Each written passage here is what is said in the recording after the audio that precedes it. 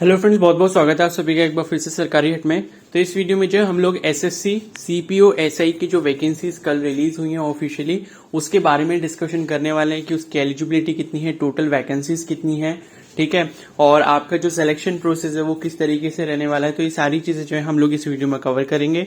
बाकी इसके रिगार्डिंग जो भी और डिटेल्स होंगी कि आपके जो शेड्यूल वगैरह आगे का है वो कैसा रहेगा और आपका जब एग्जाम होगा तो उसका सिलेबस वगैरह कैसे रहेगा, तो ये सारी चीजें भी हम लोग आगे डिस्कस करेंगे। तो आप सभी से रिक्वेस्ट है कि चैनल को जरूर सब्सक्राइब कर लें और बेल आइकन को प्रेस कर लें, ठीक है। तो बेसिकली एसआई की वैकेंसीज निकली हैं सीएपीएफ और दिल्ली पुलिस में, ठीक है, यानी कि दिल्ली पुलिस और जो सीएपीएफ है यानी कि सेंट्रल आर्म्ड पुलिस फोर्सेस, ठीक है। तो उसमें सब इंस्पेक्टर की जो वैकेंसीज निकली हैं अराउंड 4000 के आसपास वैकेंसीज हैं, ठीक है। अभी हम लोग देखने वाले हैं टोटल कितनी वैकेंसीज है किसके लिए, ओके। और इसके लिए जो मिनिमम एलिजिबिलिटी है वो है ग्रेजुएशन। तो अगर आपने किसी भी स्ट्रीम में ग्रेजुएशन कर रखा है, चाहे वो बीए हो, बीएससी हो, बीकॉम हो, अगर कोई भी आपने ग्रेजुएशन डिग्री ऑलरेडी कर रखी है अपनी कंप्लीट, तो आप इसके लिए एलिजिबल हो, ठीक है। तो यहाँ पर हम लोग पहले शेड्यूल के बारे में बात कर लेते हैं। तो 10 अगस्त से जो है इसका ऑनलाइन एप्लीकेशन स्टार्ट हो चुका है, यानी कि कल से, और 30 अगस्त 2022 जो है वो इसकी लास्ट डेट है। रात में 11 बजे तक जो है 30 अगस्त को आप इसका एप्लीकेशन फॉर्म जो वो फिल कर सकते हैं, ठीक है। बाकी पेमेंट की लास्ट डेट जो है वो 31 अगस्त है। और उसके बाद जो है अगर किसी को करेक्शन करना होगा तो 1 सितंबर 2022 रात को 11 बजे तक कर सकता है, ठीक है। और जो इसका सीबीटी एग्जाम होने वाला है वो नवंबर 2022 में हो जाएगा, ओके। तो ये कुछ इसके शेड्यूल के बारे में रहा। और वैकेंसीज जो है वो सब इंस्पेक्टर जीडी सीएपीएफ में है और सब इंस्पेक्टर एग्जीक्यूटिव मेल और फीमेल दोनों की किसमें है, दिल्ली पुलिस में, ठीक है। तो यहाँ पर वैकेंसीज के बारे में डिटेल्स दी गई हैं, ओके। तो ओपन की है, एक्स सर्विसमैन की है, या फिर अगर कोई डिपार्टमेंटल कैंडिडेट्स है तो उनको भी अलग से रिजर्वेशन दिया गया है। तो यहाँ पर आप पूरी जो है इसकी मैट्रिक्स देख सकते हैं, जो वैकेंसीज की मैट्रिक्स दे रखी है, ठीक है। तो ऊपर मेल की दी है सब इंस्पेक्टर एग्जीक्यूटिव की, और नीचे फीमेल की दी है दिल्ली पुलिस में। अब अगर हम बात करें सीएपीएफ में जीडी की, यानी कि जनरल ड्यूटी सब इंस्पेक्टर की, तो वो टोटल वैकेंसीज यहाँ पर दी गई हैं 3960 वैकेंसीज ये रही। और एक्स सर्विसमैन के लिए 10% रिजर्वेशन यहाँ पर रखा गया है, जो कि 395 वैकेंसीज है, ठीक है। तो आप देख सकते हो 3960 ये हैं, और 300 मतलब 350 के आसपास जो है ऊपर मेल और फीमेल के, ठीक है। तो अप्रोक्सीमेटली 4000 प्लस वैकेंसीज यहाँ पर रिलीज की गई हैं, ओके। बाकी यहाँ पर रिजर्वेशन के बारे में क्राइटेरिया दिया गया है, आप उसको जो है चेकआउट कर सकते हैं कितना परसेंट किसके लिए क्राइटेरिया दिया गया। और नेशनलिटी जो है इसमें कौन कौन अप्लाई कर सकते हैं, इंडियन, नेपाल या फिर भूटान के जो भी सिटीजन है तो वो इसमें जो है अप्लाई कर सकते हैं। एज लिमिट की अगर हम बात करें तो एज लिमिट जो है 20 से 25 साल होनी चाहिए। आपकी जो डेट ऑफ बर्थ है वो 1 जनवरी 2022 को जो है, ठीक है, इतनी होनी चाहिए, मतलब 20 से 25 साल होनी चाहिए आपकी 1 जनवरी 2022 को। और अगर हम डेट ऑफ बर्थ की बात करें तो 2 जनवरी 1997 से, यानी कि 1997 से लेके 1 जनवरी 2002 के बीच में ही होनी चाहिए, ठीक है। तो इन दोनों डेट ऑफ बर्थ के बीच में अगर आप आ रहे हो, या ये दोनों डेट ऑफ बर्थ पर भी जो है आपका बर्थ हुआ है, तो आप जो इसके लिए एलिजिबल हो, ठीक है। बाकी यहाँ पर एज लिमिट में अलग अलग कैटेगरीज के लिए रिजर्वेशन दिया गया है, मतलब रिलैक्सेशन दिया गया है। SC ST के लिए 5 इयर्स का है, ओबीसी के लिए 3 इयर्स का है, और एक्स सर्विसमैन के लिए भी 3 इयर्स का है, ठीक है। और उसके बाद जो है यहाँ पर जो है विडोज वगैरह के लिए भी है, या फिर डिवोर्स वुमेन है उनके लिए भी जो है कुछ रिजर्वेशन का पार्ट रखा गया है यहाँ पर, ठीक है। और बाकी डिपार्टमेंटल कैंडिडेट्स के लिए भी रिलैक्सेशन दिया गया है, ओके। तो ये हो गई हमारी एज लिमिट की बात। और उसके बाद एक्स सर्विसमैन के बारे में यहाँ पर बताया गया है कि अगर आप सपोज एक्स सर्विसमैन कैटेगरी से फॉर्म फिल करना चाहते हैं, उससे अप्लाई करना चाहते हैं, तो उसकी यहाँ पर डेफिनेशंस दी गई है कि एक्स सर्विसमैन इनके जो मतलब रिक्रूटमेंट है उसमें किस किस को माना गया है, ठीक है। तो वो आप एक बार जरूर चेक कर लें तो ज्यादा बेटर रहेगा। और उसके बाद यहाँ पर सर्टिफिकेट वगैरह के बारे में भी दिया है कि अगर कोई ओबीसी वगैरह से अप्लाई करता है तो उनका सर्टिफिकेट के बारे में जो भी रिक्वायरमेंट है वो सारी चीजें यहाँ पर दी गई हैं। आप डिटेल में जो है पीडीएफ को पढ़ सकते हैं, ये सारी चीजें, ठीक है। उसके बाद एजुकेशनल क्वालिफिकेशन की बात करें तो वो मैंने आपको ऑलरेडी बता दिया, आपके पास बैचलर डिग्री होनी चाहिए, किसी भी स्ट्रीम में हो कोई प्रॉब्लम नहीं है, बट रिकॉग्नाइज यूनिवर्सिटी से होनी चाहिए आपकी जो बैचलर्स की डिग्री है, ठीक है। तो ये बस इंपॉर्टेंट क्वालिफिकेशन है इसके लिए, ठीक है।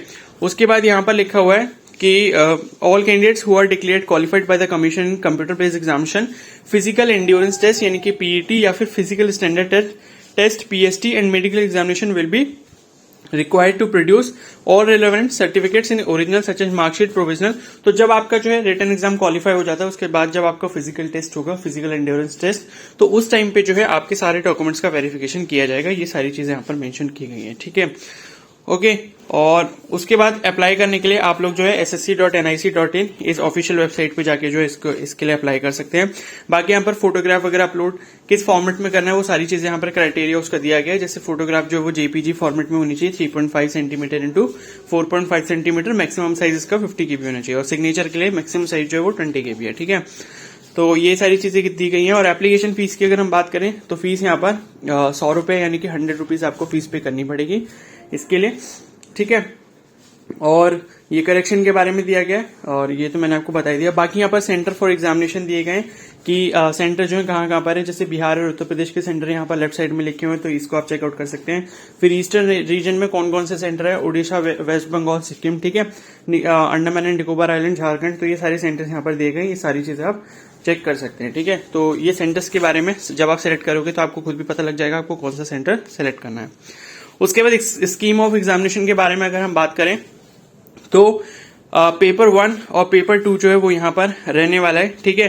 The examination will consist of paper 1 physical standard test और फिजिकल एंड्योरेंस टेस्ट, ठीक है।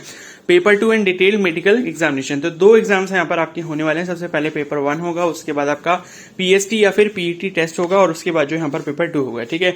तो पेपर 1 का जो पैटर्न रहेगा वो कुछ इस तरीके का रहेगा कि आपके टोटल क्वेश्चन जो है 200 यहाँ पर रहने वाले हैं। एक क्वेश्चन 1 मार्क्स का होगा, और टाइम आपके पास 2 घंटे का यहाँ पर रहने वाला है, ठीक है।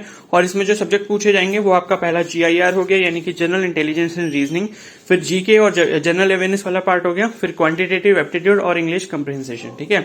तो 4 सब्जेक्ट्स आपके एग्जाम में आएंगे, 50-50 क्वेश्चन हर सेक्शन से होंगे, और 2 घंटे का आपको टाइम यहाँ पर दिया जाएगा, ठीक है। उसके बाद आप जब इसको क्लियर कर लेते हो, और उसके बाद जो आपका फिजिकल टेस्ट है उसके लिए आपका एडमिट कार्ड वगैरह आएगा। फिजिकल टेस्ट क्लियर करने के बाद आपका पेपर 2 होगा, जिसमें इंग्लिश लैंग्वेज एंड कंप्रिहेंसेशन होगा, जिसमें उसके 200 क्वेश्चन होंगे और मैक्सिमम मार्क्स 200 यहाँ पर रहने वाले हैं, और वो भी 2 घंटे का रहेगा, ठीक है। अब यहाँ पर एक चीज इंपॉर्टेंट देख लेते हैं कि questions in both papers will be of objective multiple choice type question. Questions will be set in Hindi and English in part 1, part 2 and part 3 of paper 1। There will be negative marking of 0.25 marks for each wrong answer, ठीक है। तो जो पहला वाला paper है paper 1, उसमें English को छोड़ के जो भी पार्ट है, यानी कि क्वांटिटेटिव रीजनिंग, जीएसजीके वाला पार्ट और जो GIR वाला पार्ट है, वो दोनों ही लैंग्वेजेस में आपको देखने को मिलेगा, और वहां पर 1 मार्क्स आपको सही आंसर करने पे मिलेंगे, और 0.25 जो आपके काट लिए जाएंगे अगर आप आंसर को गलत करते हो, ठीक है। और बाकी जो पेपर 1 का इंग्लिश वाला पार्ट है और जो पेपर 2 में इंग्लिश वाला पार्ट है वो सिर्फ इंग्लिश में ही रहेगा, ठीक है, क्योंकि वो लैंग्वेज बेस्ड है। समझ आ गई बात। और उसके बाद यहाँ पर लिखा है कि marks scored by candidates in computer based examination will be normalize by using the formula. तो ये नॉर्मलाइजेशन वगैरह होगा, क्योंकि अब बहुत सारी शिफ्ट में इसका जो एग्जाम कंडक्ट करवाया जाएगा, ठीक है।